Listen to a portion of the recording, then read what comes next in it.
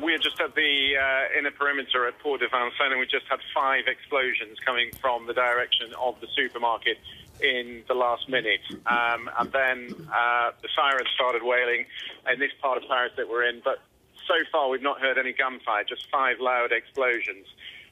The police have been setting out an inner cordon inside the cordon that we're at the moment, so clearing people out of buildings. They've been locking doors into apartment blocks to stop people going into those buildings.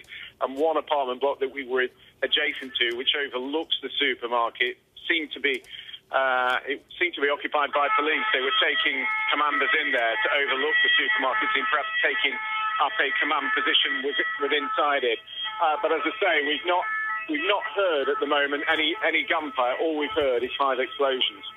Any sign or any word of people being taken out?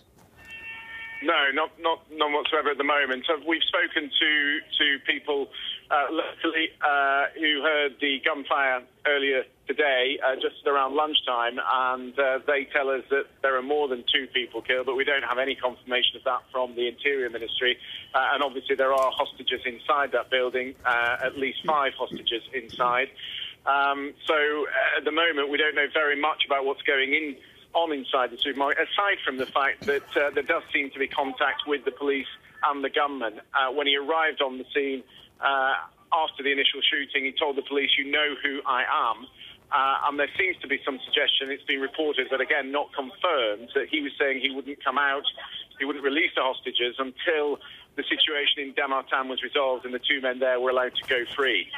Christian, we can see from the shot that we have an enormous number of emergency vehicles and the area in total lockdown.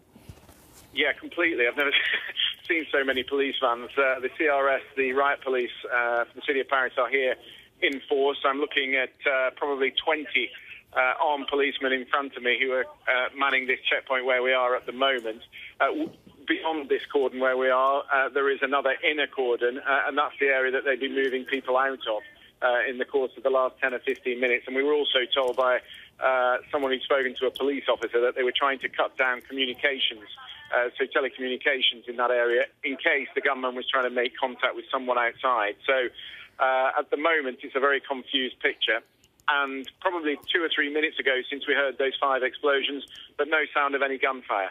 OK, yeah, so we're seeing policemen leading civilians away from that supermarket, according to our producer there near you, Christian. But and as to the number of hostages, we think it's at least 5 inside the kosher supermarket. At least 5. It would have been busy on a Friday ahead of Sabbath.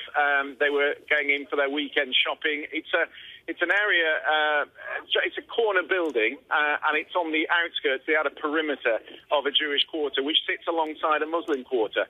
So all the people that were around us today who were looking on were from North Africa, most of them North African immigrants. We did also encounter people from the Jewish community who, of course, are quite shocked about what is going on. And we understand from people who were watching this morning that there were some people who managed to escape from the supermarket. So as far as we know, there are 5 inside. We understand there are women and children inside the building. That much we can say.